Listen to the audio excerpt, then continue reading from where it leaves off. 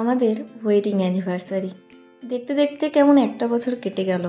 ক্যালেন্ডারের 12টা পাতা দুজনে একসাথে পাল্টিয়ে ফেললাম, কিন্তু যা পাল্টালো না তা হলো দুজনের প্রতি ভালোবাসা আর হাসি মজা।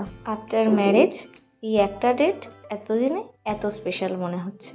রাতের বেলায় ছোট্ট একটা কেক কেটে সেলিব্রেশন স্টার্ট করলাম। আজ আছে আমাদের দুজনের অনেক প্ল্যান, কিন্তু কখন তা করা হবে তা বলতে পারছি না। সকাল করে স্নান সেরে দিয়ে দিলাম মন্দিরের পুজো। আজকে মা মনসাকে দিয়েছি দুধকলা।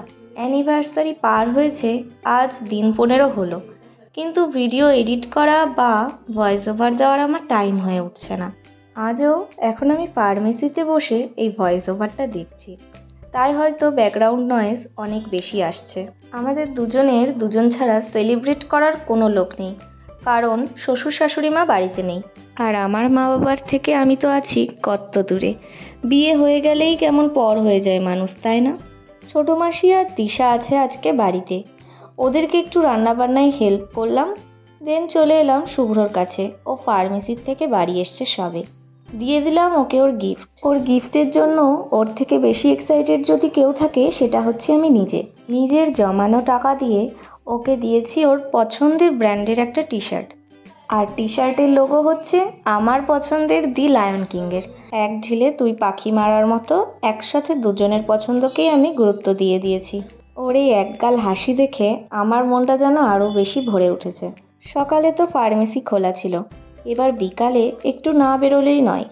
আমি যদি না বেরোই তাহলে শুভ্র কিন্তু জোর করবে, মানে ওর আজকে একটু বেরোতেই হবে। আমার বাড়ি থেকে অ্যানিভার্সারি গিফটে যে ঘড়িটাও পেয়েছে, প্রথমে গেলাম সেটা একটু কাটিয়ে নিতে, কারণ ওর হাতের থেকে বেশ অনেকটা বড় হয়েছিল।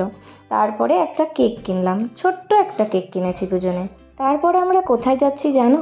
জানলে তোমরাও বেশ মজা পাবে। আমরা যাচ্ছি নৈহাটি মা বড় মার কাছে। একরকম বলা যায় আমাদের দুজনের সম্পর্ক সেখান থেকেই শুরু। তাই আমরা দুজন খুব আনন্দে বা খুব দুঃখে যখনই পারি ছুটে যাই বড় মায়ের কাছে। বড় মায়ের প্রতি আমাদের ভরসা, বিশ্বাস আর ভালোবাসা একদম অটুট। কিন্তু মজার বিষয়, এই দিন আমি মায়ের কাছে পুজো দিয়েছি কিন্তু কিচ্ছু চাইনি, কিন্তু মাকে বলে এসেছি তার যেন মনের সব ইচ্ছা পূরণ হয়। সে যেমন আমাদের সবাইকে দেখে রেখেছে, সেও যেন ভালো থাকে। খুব কোইন্সিডেন্টালি আমরা যে কদিন গেছি প্রত্যেক দিন মায়ের মহাআরতি দেখেছি। মানে বিকাল করে গেছি তো, অনেকে বিকাল করে গিয়েও আরতি দেখতে পায় না, কিন্তু আমরা দেখেছি। আর আজ প্রথমবার বড় মায়ের মন্দিরের বাইরে দেখলাম প্রসাদ বিতরণ হচ্ছে, তাই জন্য নিয়ে নিলাম। আর এই হাতিওয়ালা ব্যাগটা রাস্তার ধারে এক দাদু বসেছিল, তার থেকে নিয়েছি। দুখানা ব্যাগ নিয়েছি কোনো কারণ ছাড়াই, শুধুমাত্র তার মিষ্টি হাসির জন্য। আজ আমরা বাইরে কিছু খাইনি, কিন্তু মা আর বাবার জন্য অল্প একটু খাবার আর মিষ্টি নিয়ে এসেছি। আজকের দিনে না দিলেই নয়। আর এখানে আমার মা সবাইকে হ্যালো করছে। আর এই দেখো, আমার মায়ের গিফট দেওয়া এখনও শেষ হয়নি। আজকে আবার দিয়েছে এক জোড়া ফুল। এমন ফুল যা কিনা কোনো দিন নষ্ট হবে না, আমার মায়ের ভালোবাসার মতোই। কথায় আছে না, দানে দানে পে লিখা হে খানেওয়ালা কা নাম। আমাদেরও হয়েছে তেমন। কেকটা কাটবো ভেবেছি গঙ্গার পাড়ে, একটুও জায়গা পাইনি। সেই কেক এসে কাটলাম বাবার বাড়িতে। তারপরে দেখো প্রত্যেকে কিন্তু এখানে কেক পেলো।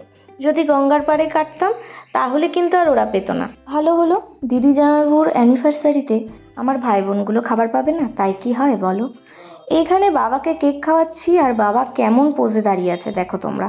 মানুষটা কিন্তু খুব কম এক্সপ্রেসিভ, কিন্তু তার আমার প্রতি ভালোবাসা তা যদি তোমরা জানতে।